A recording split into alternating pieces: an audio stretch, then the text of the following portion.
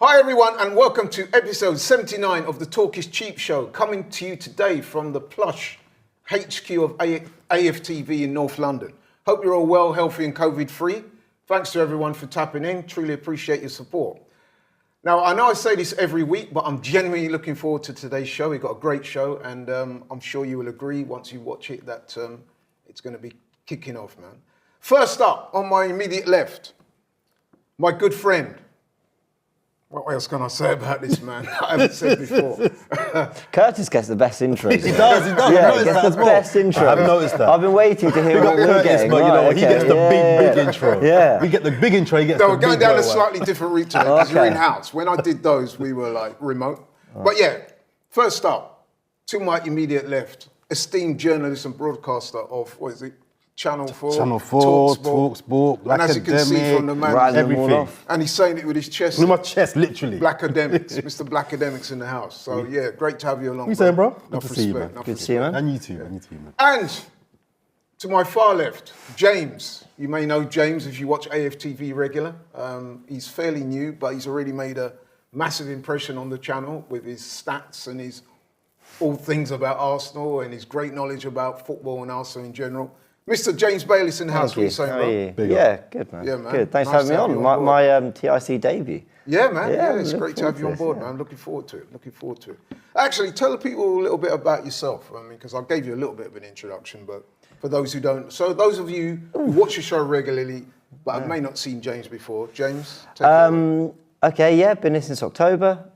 Sort of tried to bring a more analytical side to AFTV. Just everyone's always got great opinions and great knowledge of Arsenal. A lot of people have been watching Arsenal a lot longer than I have, so I tried to come with a different feel, different approach. I've always liked numbers. I've always liked looking at kind of the nuts and bolts of football on the pitch as well.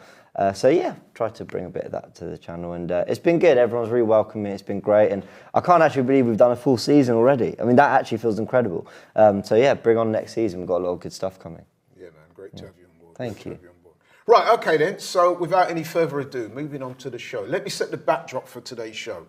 So it's now close to 2 weeks since the season ended for what has to be, let's be honest, a very disappointing It was a shocker. season. Let's have it right. It was a shocker.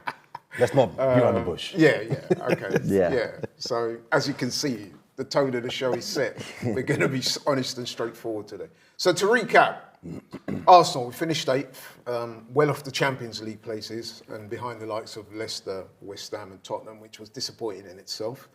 And to be honest, it didn't just stop there, did it, with the league? I mean, we didn't fare too well in the domestic cups either. We went out of the Carabao Cup at home to Man City 4-1, so that wasn't very good. We went out limply in the FA Cup, has to be said. I was personally very disappointed at that, given the fact that we were the winners of that competition the year before. Went out to Southampton after the manager, for whatever reason, chose to play a weakened side. And of course, we suffered what has to be said was a embarrassing and disastrous exit in the Europa League, where we were beaten by Villarreal. And those of you out there don't need reminding, are managed by a former manager of Arsenal who we got rid of 18 months ago and come back to bite us in the proverbial bum. So that was a quick synopsis of the season. We did win the Community Shield, to be fair. Yeah, that's true. We are clutching. Clutching. Yeah, we're going way back Factually now. right, but we're clutching. Yeah. Oh.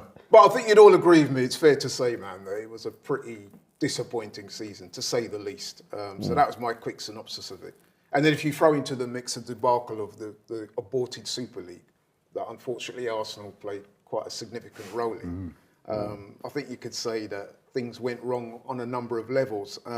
So what I thought I'd do today, and I just want to say as well, Curtis couldn't be with us today for whatever reason, and we're sorry about that, but we're all here and we're all going to chop it up. Yeah, so what I thought I would do, guys, was now I've set the backdrop, I'm going to ask you about where we go from here. So what's next for Arsenal in terms of next season? How do you think things are going and what needs to happen? But before I get onto that, just a little quick synopsis from James. What's your... I think we went into the season kind of immediate on the back foot, and I know that might surprise people because okay, yeah, we joke about winning the Community Shield, but we did. We beat Liverpool. We'd won the FA Cup only the month before because obviously there was that shortened, condensed campaign because of the pandemic. We brought in Thomas Partey, albeit after the first 4 games of the season, and I think there was a sense that actually we were going in good form. With you, I know you said you went in with kind of quite high spirits and hopes for the season. But the transfer window wasn't great. I mean, Gabriel, obviously, good signing, and Partey, to pull that out was great. But we knew we needed more in midfield. I think we always went in on the back foot. And as the season unravelled, you hear more about players unhappy, players that weren't involved in squads. Ozil, Kolasinac, Socrates. Was Saliba going to play? Was he not? There was a lot of unrest. Guendouzi and Torreira, who we were hoping to sell, end up being loaned. So actually, I think when you look back at that, while there was definitely some good going into the start of the season, there was also a lot going on behind the scenes that I think was definitely unsettling. Not making excuses for Arteta, but I think that genuinely was the case. And he was persisting with this back 3 that I think is good to get you over the line at Wembley and in cups, but long term wasn't what we wanted to do. He somehow turns it around come December, and I think that's big. It's not really December, the end of December, more January, but that's thanks to Smith Rowe. We signed Odegaard. The form was better. It still wasn't great. It was better. It was in keeping with what our rivals were doing, in fairness, but we'd given ourselves too much to do.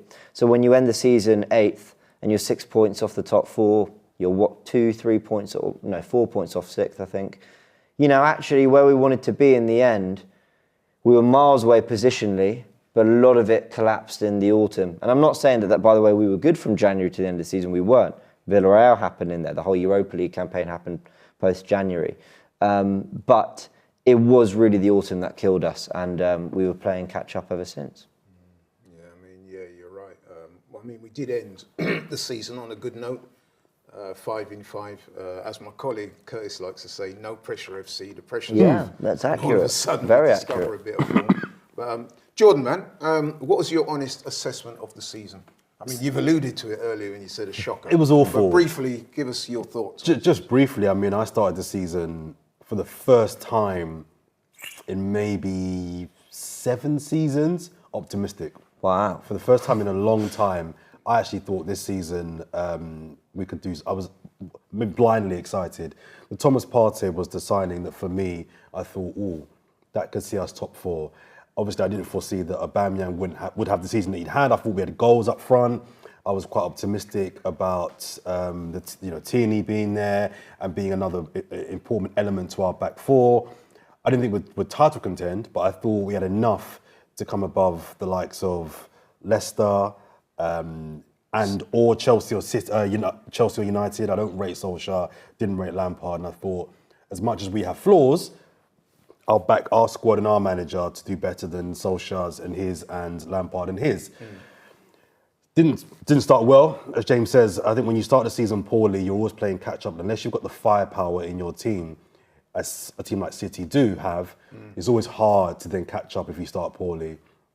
And it became very clear very quickly. Actually, there are still some fundamental issues with this team. We'll win a game here and there. There were some punctuated positives. The win at Old Trafford. Some decent performances, but overall it was poor. The Ozil thing, I think, was something that needed to happen. I wanted Ozil sold 3 years ago. I know people on this platform. Yeah, I know you were pretty vocal about Yeah, people were like, oh no, it's not his fault. I wanted him sold 3 summers ago. I would have moved him on. It was quite clear to me 3 years ago it wasn't working. It was a bust. We moved him on. We moved on a few other players. So I thought, okay, the Deadwood moving on process has started. Still a few more to get rid of. I'm sure we'll get Saturday in the show regarding the summer. But that was a cause for positivity for me. But overall, really disappointing season. What I will say about Arteta is, and I'm someone that's, I'm Team Arteta. Yeah, for a good while. For a long time. And I still am. But I said, we spoke yesterday on a separate show, a big club, an ambitious team, sacks Arteta at 15. Well, hold your horses there, because that was going to be my first question. And I think what I'll do, I'll start with James.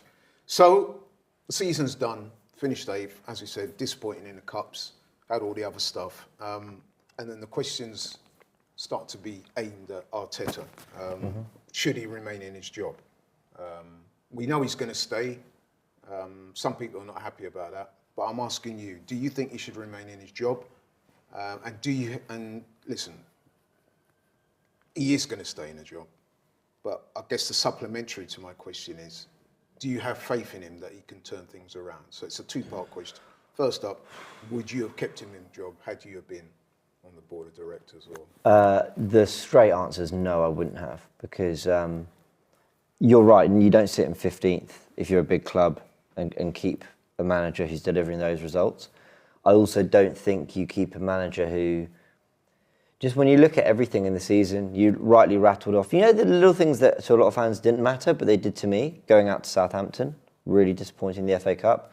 Going out to City, we're at home in the Carabao Cup. I know a City weakened team is still not a weak team, but I think they've shown that at times they could be get at.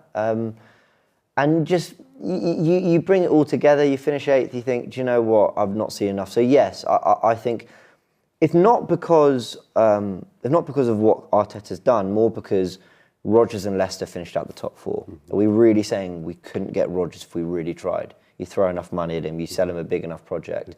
Antonio Conte's out there. You know, more because those names are potentially gettable. Ten Hag, okay, now is not, but he kind of was for a bit. So I think when they were available and I seen us go out to Villarreal, I thought, do you know what, just pull the trigger is a really horrible phrase, but, you know, time to move on and bring in someone new, someone who's proven, someone who we know, I think, is going to definitely take us a few levels forward. Do I have faith in him? That was the second question, wasn't I? Yeah. Wasn't it? I weirdly still think there's more to be seen from Arteta as a manager. I don't think he's a bad manager. I've said that I think part of the season we've had is, yes, in big part down to his management and where he's fallen short. I also think it's the players.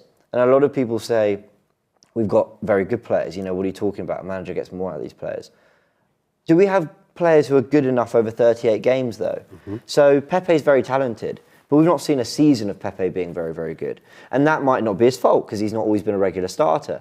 But I think we've got a lot of players, Lacazette. People were saying maybe he's player of the season. But actually, really, he was only good December to March, December to April. So when people say we've got a really good squad, no, but have we got players who are, for 38 games, very, very good, like Cazorla was? And I'm not sure we do. And I think that's where I think the players take a bit of blame. And obviously you look upstairs where, you know, the Cronkies didn't back Arteta properly. Yes, we got Partey, great, but he wasn't backed properly. Look at the way Lampard was backed. Chelsea just won this Champions League because of what Tuchel did, but also they'd had a summer of £200 million worth of spending. And we don't reap the benefits of that. So I think there's a lot of sort of elements at play here. I think Arteta could get it right one day, but not if the other elements aren't addressed. So, yeah, it's a tricky one. You do have some faith that, given that he gets the right backing and certain things go his way with the squad, you think he's worth it? If everything's in place nicely, and I'm not asking for £300 million to be spent, I'm not asking for Man City's squad. I'm just saying if you tidy those things up a bit better, I think we'd see a lot more from Arteta. But at the same time, you know, I also have doubts because of what we've just seen this season. So it's a tough one. Jordan, my man, same question to you. I think we know what the answer to the first part of the question was. Well, you might be surprised. I mean, in answer to the first question, should he have been fired? Yes, he should. And again, you know that I'm Team Arteta. He should have been fired. Am I glad that he wasn't fired? Yes. So there's a slight contradiction there. If I was the man in charge, it'd have been difficult for me because I see a talented manager and coach in there. Now, lots of my friends were Arsenal fans who don't believe in Arteta say, based on what? That's always the kind of counter. Based on what? And I think it's a fair counter. It's based on theory. I've heard lots of good things from people within the game. So when Man City poached him from Arsenal, I know for a fact that Arsenal were gutted because they knew he was highly regarded as a strong thinker of the game. I know that Pochettino wanted him as his assistant at Spurs. So he was highly regarded as someone that's going to be... Good nugget, I wasn't aware of it. It's true. So he was highly thought of and regarded as a rising coach in the game. And Arsenal were gutted when they lost him, when they lost him to City. I've seen in spurts elements that made me think, he's a good coach, there's a good coaching there. But the reason why I think he should have been fired is because the harsh, brutal world of business is, if your losses, and I'm talking like defeats, I'm talking losses in terms of bad decisions, are outweighing your good decisions, the cold nature is you're failing at your job. Yeah. Now, I think that there are better players that are needed. I still want him to have his full squad. I totally agree with James's point about do we have players that can last 30, 38 games? My phrase I've always used is we have a lot of 1 in 6 players. Yeah, We have a do. lot of 1 in 6 players. Spot on. There'll be brilliant 1 in 6 games, and the other 5 they'll be. So what's an acceptable standard for you? 1 in 3, 2? I think if you're playing for a club like Arsenal, I expect every single player to be putting in a brilliant performance. 1 in 3. James, 1 in 3. 1 in 3 or 1 in 4, 5, 6? I mean, okay, brilliant, maybe not, but I expect a good 7 out of 10 performance, 8, 9 out of 10 games. Yeah, I mean, let's take the Arsenal sides that weren't winning titles. So post 2004, but I'm talking the kind of The Nazareth team. 2008 to 2014. I don't ever remember watching Nasri and thinking, didn't turn up today. Yeah, maybe it happened once or twice. Cazorla, when did I think, well, Cazorla's had a really bad game today? You know, Koscielny, you know, there'd be the odd own goal or penalty in there, but on the whole, really good. It's almost like now we're more surprised when we say, Gabriel had a really good game, didn't he? Yeah. You know, by the way, I really like Gabriel, but it's more like we're picking out the good performances when they come because they're so rare, rather than actually that just being the standard we expect from players. Cazorla was brilliant. And how many games of seasons did he play? Before his injuries, he had that sort of 2 years of injuries. Before that, he probably played 35 out of 38 games a season. And I'd say of those 35, he was great for 30 of them. I don't want to, because we're just trying to write Arteta, I don't want to put the blame of this part of this discussion on the players. I'm sure we'll get to the players in a bit. Yeah. Arteta, at the end of the day, has not performed to the standard that is expected of him. And I can only suspect and speculate that the reason why he's not been fired is because he's been told, you're our guy. You are our guy regardless, don't worry, make your mistakes. Now that might, if that is true, that might disgust certain Arsenal fans. But he's made some wild decisions this season. Yeah, he has, He's made some really wild decisions. Even I, as a backer of his, I'm like, bro, like, I'm trying to help you, bro. Yeah. I can't defend that one. I can only imagine it's because he's been told, don't worry, you're our guy. Because otherwise, come on, 15th. I thought what was true. interesting that come the end of the season, when there was some speculation about him keeping his job, I found it quite interesting that almost immediately he was like letting it be known that he was thinking ahead to the next season. So that gave me the impression that he'd obviously been given certain assurances 100%. by those higher up in the club. And I thought that was quite intuitive. You know, they were saying, you know, there's going to be a degree of learning on the job. And that's just fact because it's his first ever job. I do think things like the Smith Rowe starting as the false nine, people joked, oh, well, you know, Pep's done it with De Bruyne, so he's doing the same.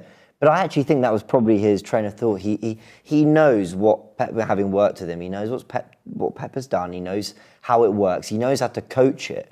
And he's probably learning, you know, on the job in the sense that he's going, I don't have the players to do that. Odegaard isn't Bernardo Silva, and Ceballos isn't Foden, and Smith Rowe isn't De Bruyne, Saka isn't Mahrez. And I think he's learning that he's got to find, and actually in those last 5 games of the season, bar Chelsea, where Partey before had been kind of a lone holding midfielder, and when I mean lone, I mean on his own, no one around him, you know, he actually put El Neni next to him, we started to see the best of Partey. So we're actually because we've been quite not defensive, we've stuck up for Arteta a little bit here, but where I am really worried about him is I still don't think he knows what he wants to do. I don't think he knows whether he wants to replicate that City Guardiola model, get the players in and make it work, or whether actually he's got a formula up his sleeve where, you know what, you play a 4-2-3-1, you play Smith Rowe in the 10, you give Partey a holding midfielder next to him, it's quite balanced. I don't think he knows what he wants to do, and that's where I worry about What I'll him. say briefly as well about Arteta is, he has to start next season on fire. Yeah, he does, If he doesn't have a good start, I think he will be in big trouble and he will lose people like me. One of the reasons why I wanted Arteta at Arsenal was because I'd heard about how good a coach he was. And one of the blessings, I watched the platform here and heard people saying, oh, we've got to get European football, we need European football. I've said from the get-go, just get out of Europe, just get out of it. And the reason why is because if my suspicions about Arteta being a good coach are correct, being out of Europe and having that time with Saka, Emile Smith Rowe, Pepe on the training ground, you know, every week will be invaluable. So I take it you wasn't too disappointed that we didn't qualify for No. the glamorous inaugural Europa Conference. Come on. And the idea that we need to be in Europa because it's going to bring in a bit of money or attract players. Even my rebuttal to that is when we were in the Champions League, we never really spent big money. No. So why do people think now we're going to spend big money in the Europa League? So I just come out of it all together, take the L. But for me, he's now got no excuse. I think he will get some players this summer. I think he will. He will have no excuse this season. And if the first 10 games don't go well, I'll be calling for him to go. Because don't get it twisted, I'm his biggest supporter, bigger than DT. I'm his biggest supporter, trust me.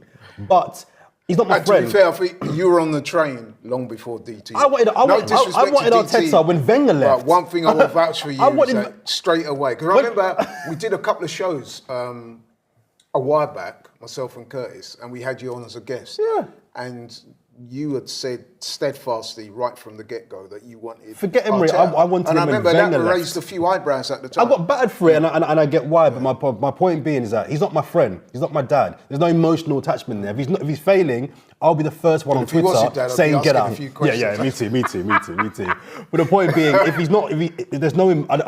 we're not friends. Yeah. So if he's failing, I will be the first person on AFTV saying get him out. It's business for me, but I think there's something in there. But I'm with you, and I think that the thing you touched on, which was people like to laugh at, oh, he's Pep's cone man, but let's just stop for a second. Pep Guardiola and Man City handpicked Arteta with kind of, again, based on the reputation he had, but they'd seen firsthand, they brought him in, only to then promote him to assistant manager, and then go on and sort of win everything by the Champions League. There's clearly something there. There's clearly a talent. He played, of course, Guardiola's the mastermind, but for him to handpick him out of Arsenal, straight out of Arsenal for that, there's clearly something there. Pochettino, you're right about Poch. The other thing he did in an interview, he was asked, who do you think's going to make it in management, sort of players you've played with, whatever. He immediately said Arteta. This is when he was the Spurs manager. And he said he picked out Arteta. So I'm with you. There's still a part of me, and forget all these former friends and everything. Look at what Kieran Tierney says. We all talk about Kieran Tierney for captain. We want him to lead Arsenal. We want him to be our guy who's going to wear the armband and represent us. Okay, well, he's the one saying, I love Arteta. I love working for him. He's brilliant. We should be backing this guy. So I just take a step away, and I know I get a lot of heat for defending him too much, Arteta. I get why, because here I am staunchly defending him once again. But I ultimately, with all due respect to everyone, and even people I work with, I take the voices of Kieran Tierney, Guardiola, Poch just a bit more seriously. And I'd still just want to see a little bit more.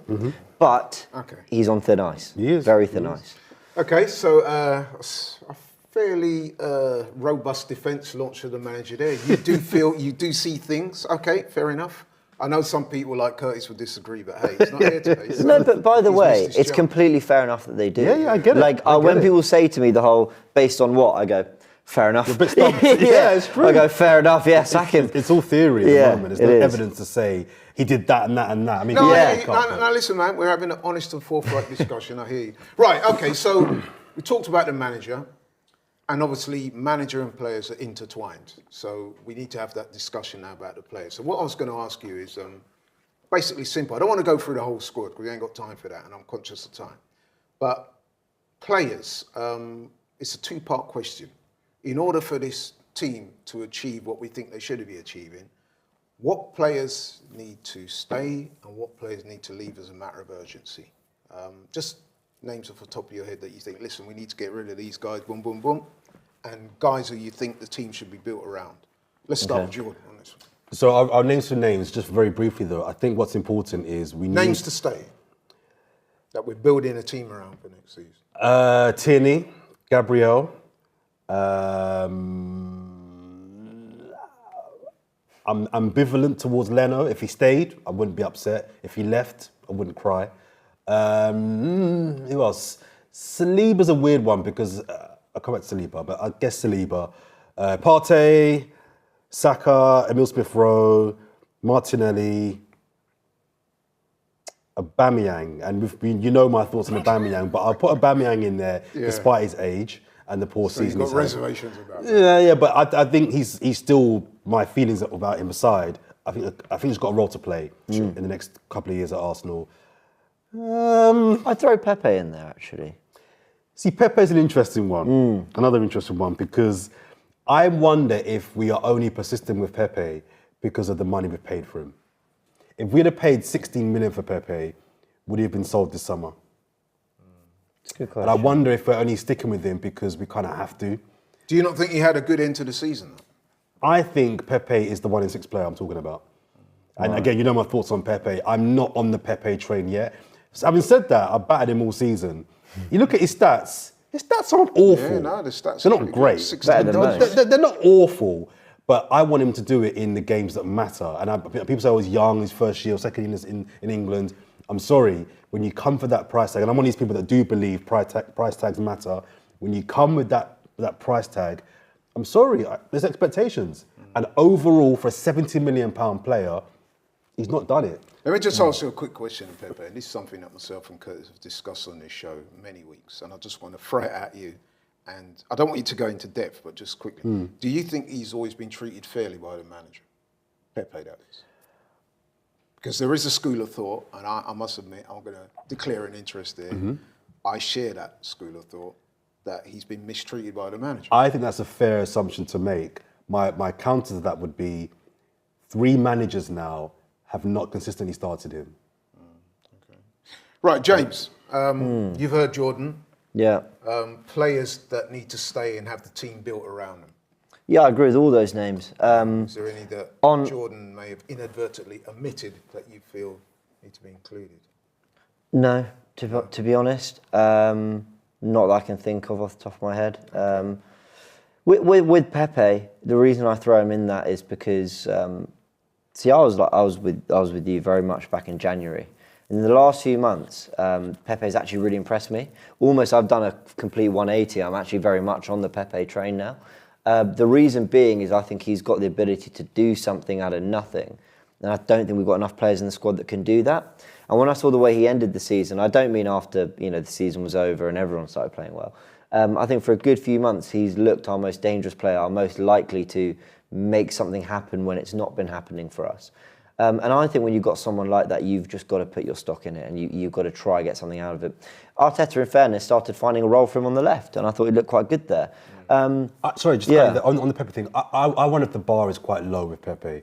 Because when I watch, I watch your watch-alongs and I watch my friends talk about Pepe, I'm just like, am I seeing the same player?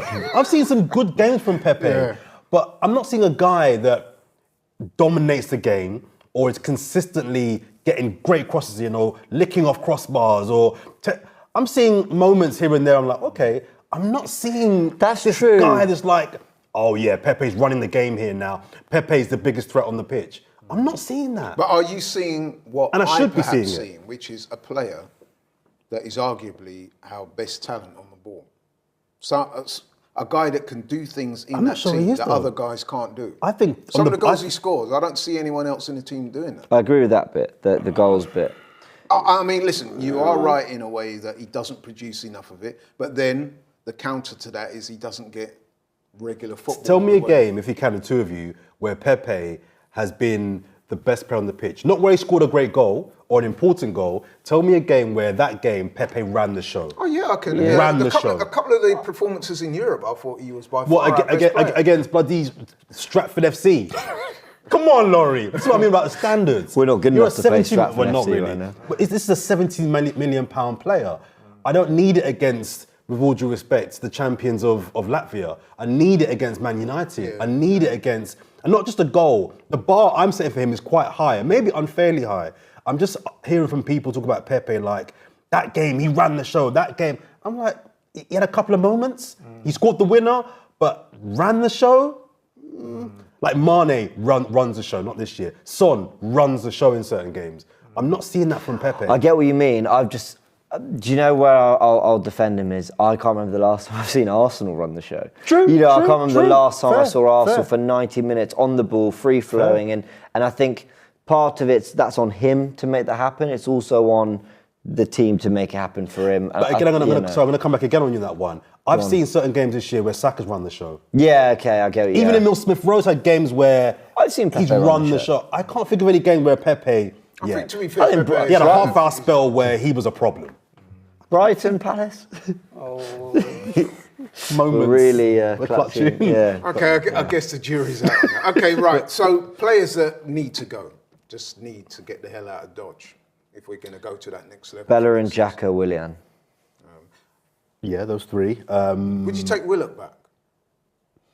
There's a good discussion. That's to an be had interesting. there. I've been thinking about that one. Yeah. Because half of me thinks let's not get gassed up because he had a good 6 months at Newcastle, and it was a good 6 months at Newcastle. Let's remember when he was at Arsenal. Was he the standard? And I know Turkish has spoken on this as well. Is he the standard for Arsenal? It's all well and good scoring 10 goals for Newcastle. Is he the level for us? What we don't want to do is sell him, and then 18 months later we're thinking, oh man, The had him 18 months interesting ago. thing is we can say, okay, he's gone and done it at Newcastle, but we have to remember that they are a Premier League club. And let's also be fair to Willock. When he went to Newcastle, they were struggling. But some They were relegation threatened. They were, but I think some players flourish in a team where they're the main guy. He would never be the main guy at Arsenal. If we are to keep him, he needs to be our new Ramsey.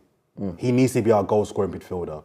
But we haven't had a goal-scoring midfielder now for Since some Ramsey. time. That's one of the biggest problems with this team. Could it be that inadvertently we've unlocked one? This is where it gets.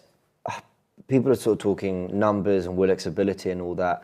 I think this is where, and it kind of comes back to that Arteta discussion about what I want to see from whether I have faith in him going into next season. The word I want to use is profile. So when I look at Joe Willock and everything he's been doing, let's say he scored 30 goals for Newcastle. Would Man City buy him? Yeah.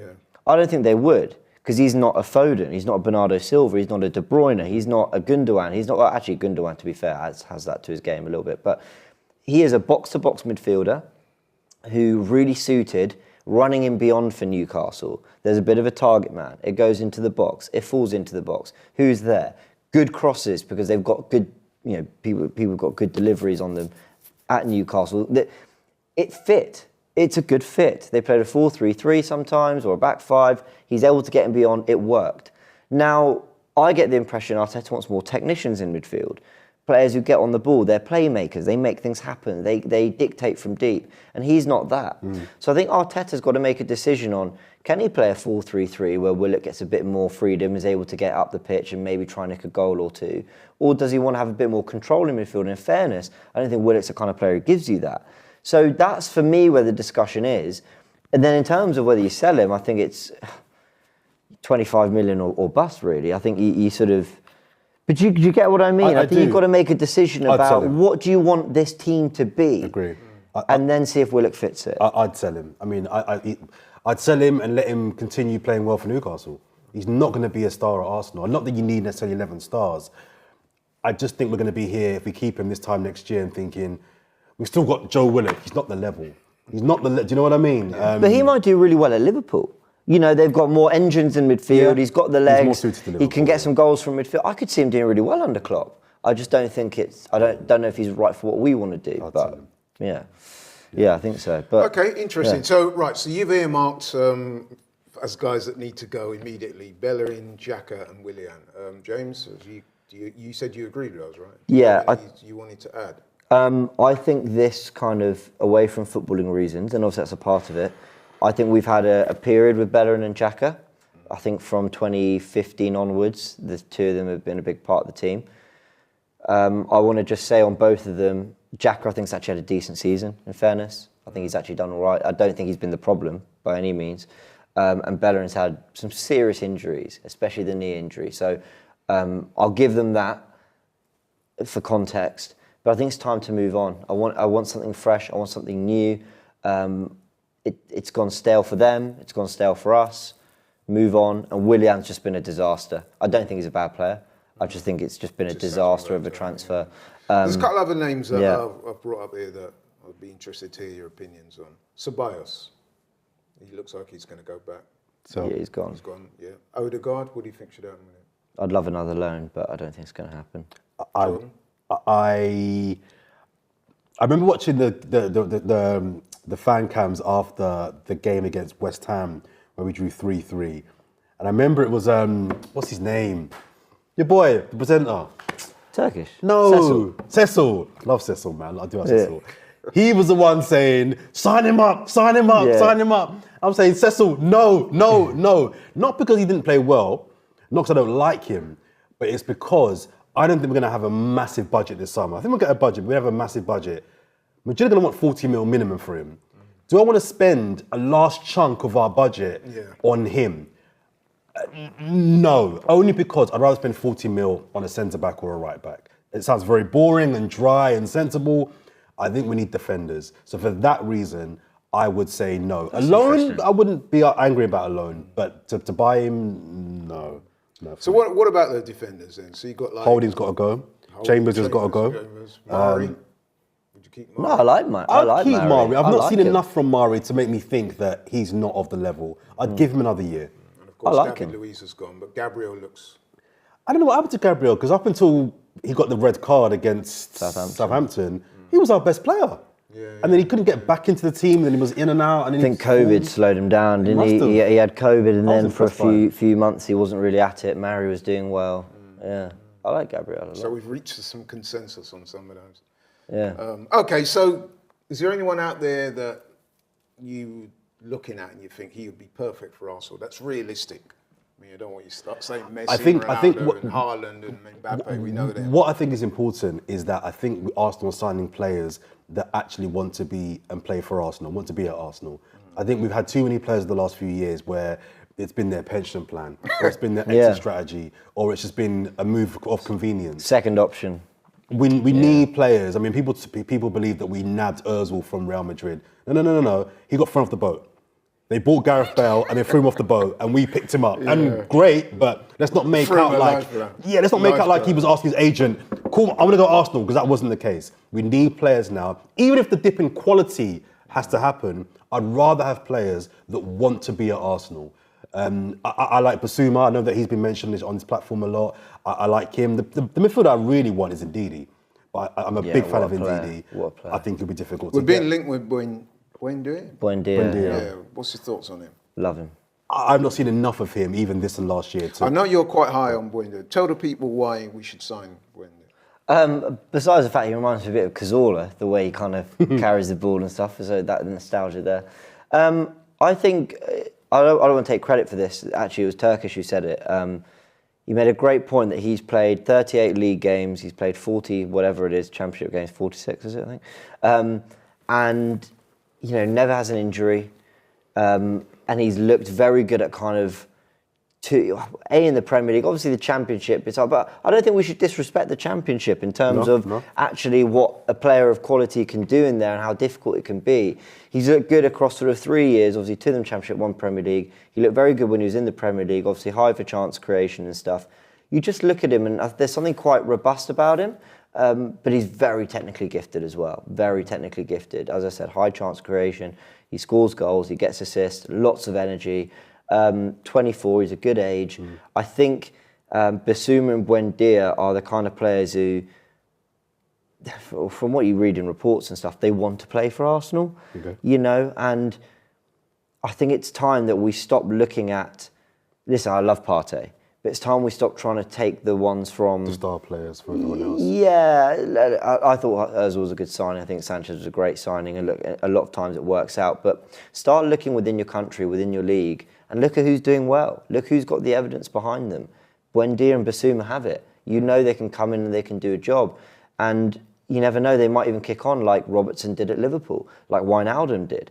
So they're the kind of players I'd be targeting. Again, we go back to the whole profile thing. Do they fit what we want to do? That's down to Arteta. But I really like Buendia. There's just something about him in terms of he's not one-dimensional. If I had one fear about Odegaard, is that maybe he's a little one-dimensional. Yeah, if he's not getting the ball and playing lovely through balls, what's he doing? I'm not sure what his next thing, whereas Buendia is a ball carrier. Buendia is a bit more stuck in, a bit more tenacious. He's got lots of energy, high fitness levels, plays the game at a high tempo, gets goals, and he's got that class and that silk. So I'd be doing everything to get him in. And it sounds like, you know, we've had our first bid rejected, but we're trying to do it. So I'd be looking I at would him. briefly say, and it sounds very boring and very, very non-Arsenal fan-ish, I would invest, if not all, most of our budget on defenders. Really? That was going to be my next question. I The think areas a right that back you and a see as the centre-back. major They're the two most important to me. the I'm major going to challenge you on that. Why defend? Because no team is taken seriously that can't keep clean sheets. Yeah, that's true. Arsenal, I think we've been spoilt during the Wenger years of having great flowing football, great attackers. We've had that over the last 15 years. Teams that win leagues and do well have good defences. That was going to be my next question. It's So if simple. you- It's if you're- boring and it's... Yeah. If you're going to a improve right the back. team, I'll give you a blank piece of paper. You're going to start from. We're building a house. When you build a house, you build the foundations. Build the foundations. Be a team Wise first and words. foremost. Yeah, Very be a team that first and foremost, other teams think, how are we going to score past them? And I think too many teams think, how many are we going to score past Arsenal? We should be getting 2 today, 3 today. I guess the counter. Sorry to. No, go. I guess the counter to that is that you obviously want to make the team more resilient, more robust. With that comes with a certain style of play that some of the Arsenal fans may feel slightly. Then stay 8th. Then stay 9th and get knocked out by Villarreal. He's told you. Go and stay. Go if you want. That's fine. And Pepe will score a worldie 1 in 6 games, and Aubameyang will do something fancy. That's cool. If you want to flit around 8th, that's cool. But for me, it's substance over style. No, I but want do to you watch think my that's team. workable though, given the fan base and given the so-called traditions? Listen, the of fan base Arsenal can think as what a- they want. That's their business. But I'm telling you, as I'm an Arsenal fan, I want my team to first and foremost. We are rock bottom. We are 8th. We are not a great team. So what I'm saying is, go into next season, I want to go into every single game not fearing we've got to score 3 goals because we're going to let in at least 1.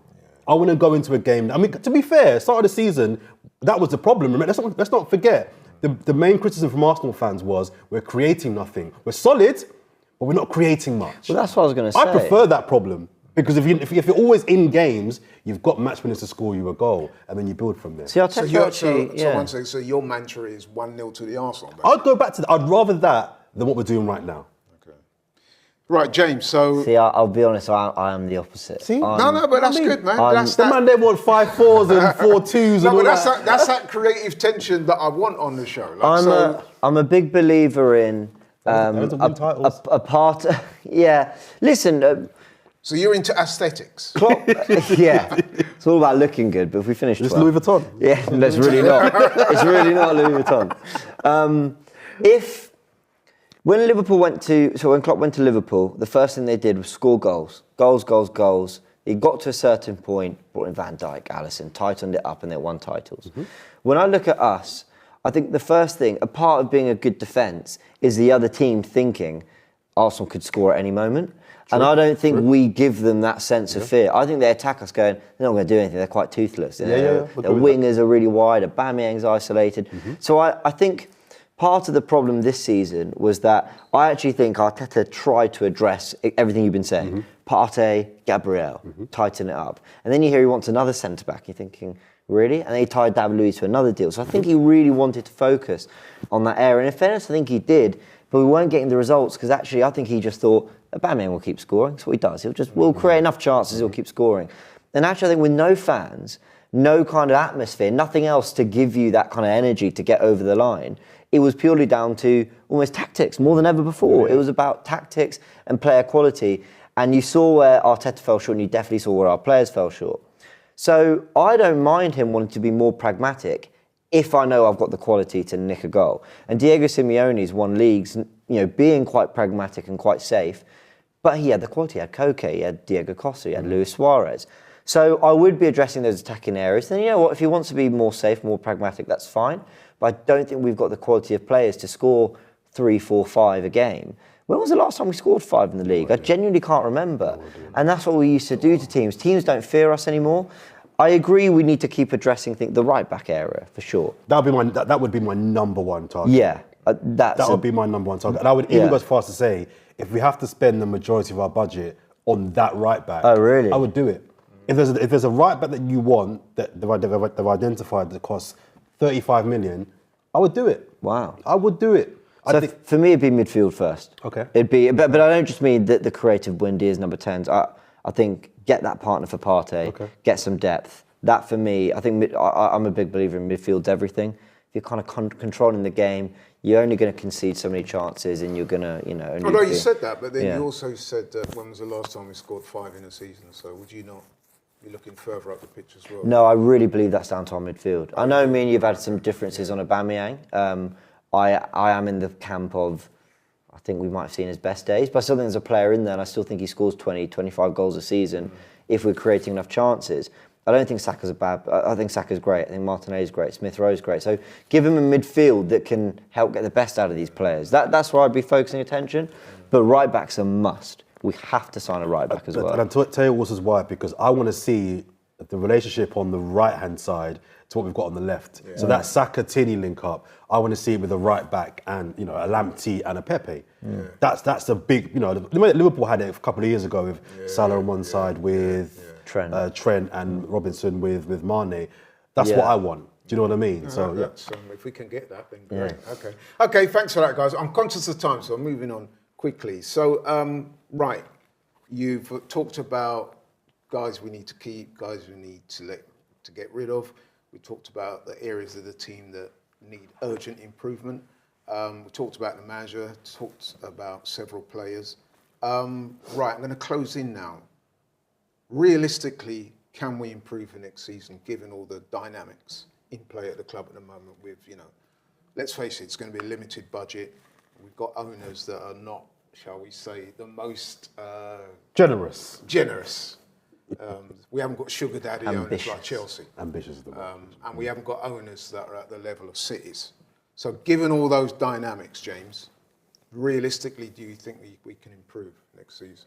For anyone who watches me on AFTV, optimistic? knows that I'm a bit of a hopeless optimist. I do kind of always feel that next season can be our year. Because what's the point of being a fan if you don't think that it could be?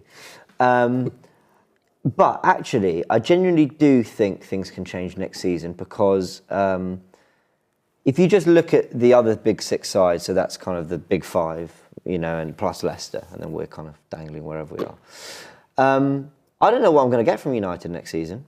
They lost the Europa League final. I think a lot of players bought into the Ollie kind of feel good, life's good, you know, everyone's happy kind of thing. And I think actually that Europa League final might be the undoing. It might be the moment that they go, is this really the guy? Maybe the players stop believing it. Chelsea, they've won the Champions League. I wouldn't be surprised if they finish 10th next season. Oh, that's Chelsea. Wow. No, but they might win the league. I wouldn't be surprised if they won the league either. But that's just Chelsea. They do that. They win Champions Leagues, they finish 10th. They win the league, they finish 8th. That's just, you never know what you're going to get from them. Liverpool, I think, will be up there. City, I think, will be up there. So they're the only two I really think are nailed on for top four, in my opinion, even though Liverpool kind of scraped it. Spurs are in a tricky situation. They still I'm going to cut you short there because the question I've got that question was in two parts. So okay, go on. Realistically, you do think there are green shoots there, and there is. What I think is forget Arsenal and Arteta and what they do this summer. The point is, I think there's a gap that could emerge for a Leicester to finally get over the line, and Arsenal to get their shit together, and forgive my language, and break into the top four. I think basically the other teams might just get a bit tricky for them, might just get a bit sticky, and maybe there's an opportunity there with no Europe. But obviously we've got to do the job. Yeah, so, we've got to get a house in order. And we've got it, given the dynamics at play, like I said, manager, players, relationship with the board, budget, everything else, you think that there's enough there that we can see some tangible improvements for next season? Well, no, that's I'm putting you on the spot. I know you are. Yes or no? Is he going to... What are we considering serious improvement? Do I think... No, but the next part of my question was going to be for you to give me a target. So I'm just... Fine. You know what I mean? I'm just saying, do you think from what we've discussed today and what you're seeing at the club and the kind of players we're linked with, do you see us improving next season or not? Yes. My target for Arsenal is top four next season because it's a straight target. There's no other Europe. There's no get What's your top minimum? four. What is the barest minimum you would accept? If we finish 5th or 6th, but everyone else is playing great football and we've improved, and Arteta's not had much investment, because I've got to consider the owners in this. I'm not saying I'd be happy with that, but I wouldn't be happy with that actually. No, 4th. No, they've got to get top 4. They've got to get top 4. That's quite a high standard, man. Well, because I can't lower my standards anymore for these guys. I've given them enough time. We've had 2 8th place finishes, and you're going to make that quantum leap to 4th. That's quite a... Laura, that's what I might call a leap of faith. It might be unrealistic, but what do you think? I'm the Same opposite question to to James you. in the sense that I'm the sort of fan that's that's the miserable realist.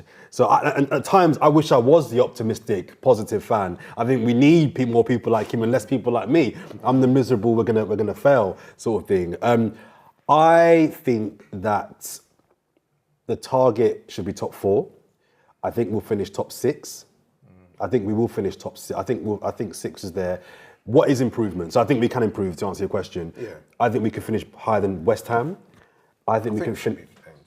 And I think we can finish higher than Spurs. Spurs are interesting because if they, and all reports are suggesting that they've wrapped up Conte and a sporting director, I think, as well. That, for me, suggests that Daniel Levy might finally be looking to free up the purse. Although, it has to be said, it looks very much as if they're going to lose Harry Kane. And Well, that's gonna be a big blow. It's only a blow if you don't spend the money correctly. So if they get 100 mil for Harry Kane and they bring in 2 50 million pound strikers, do you know what I mean? So I think Spurs are the team that I'm watching out for. I don't think we will finish top 4. Although my target for the club is to be aiming for the 4. Is for 4. I think there are teams with bigger budgets, better managers, and better squads than Arsenal. So I think there's at least 4 teams that have better Summed managers, up perfectly. better managers, better squads, bigger I would budgets. That's my expectation is 4th. Well, that's my target for them. But realistically, I don't think we'll get that. And that is because of the lack of investment. What do you think we'll get? Yeah, I think we'll get 5th or 6th, actually. I do. I think 5th or 6th. Yeah, we should be looking to come above West Ham and Spurs. Yeah, They're the 2 teams ahead of us now, who I'm expecting. Although it has to be said, Spurs have been in front of us now for a few years. They have, but I think they're catchable in a way that I'm not sure Chelsea are catchable at this stage. I'm not sure City are catchable at this. For this season, this summer, I think catching those 4 teams is harder than I think West Ham and Spurs would be. Okay, guys, and for what it's worth, I've got similar views to you, Jordan. I think that, last season I was predicting, and my minimum requirement was 6, and we finished 8th. And I'm looking forward to next season. I'm projecting forward, and I'm kind of going the same again, man. I'm looking at 6. Anything less than 6, I'll be disappointed with, man, to be honest with you. Isn't it crazy? But That's I'm what not we're sure saying. if 6 has got to be the minimum. we get top 4, then yeah, I'll be pleased with that. Throw in a cup run, a decent cup run. That's what. If he's smart, that's what I think he'll do. I think he'll recognise top 4 might be tricky, but if I can get an FA Cup again, that might just buy me some more time. I think so. Listen, I'd love a Carabao Cup. Who cares? Trophies, go win it. So there you have it. We don't think we'll make the top 4, but we take the top 6, throw in a cup run as well, and we'll take. And better football. And better football. That's important. No, but you were saying that you wanted it to be all pragmatic. But pragmatic doesn't necessarily mean boring. It doesn't have to mean boring. Atletico Madrid, for me, they get battered for it. I don't think they're boring. I think Chelsea, the team of Mourinho, the first time round, I thought they were boring. I don't think pragmatic has to necessarily mean boring. But then you're also saying that aesthetics is not the top of your priorities. not for me. Not for me. Yeah, I think I agree with that as well, to be honest. Okay, guys, thanks very much for your contributions, man. Really appreciate that. We're coming to the end of the show. I've really enjoyed it. I hope you guys have enjoyed it too. Thanks to Jordan for coming You're on, welcome, and man. for James for stepping in for Curtis. You filled them big shoes, man. You've done very well. Done well. Tell the people they can find you on social media, Jordan. All over socials, Twitter, Jordan. See you there. Well, that's my Black Academic. That's my platform. My personal socials, _ Jordan J. Bryan, and on Instagram, Jordan Jarrett Bryan. Okay, and James, tell the people where they can find you on social media. It might be difficult to remember. James AFTV. If you find Write it down. That's me, yeah. Just a reminder, that's James AFTV. And thanks everybody out there for watching the show, man. Thanks for continuing to tap in and showing your support. Smash the like button. Subscribe to the channel and keep watching the videos. Send us in your comments, man. Engage with us. Tell us what you thought about what these guys had to say today, man. Keep that dialogue running. And yeah, man, look forward to seeing you again next week. We're out.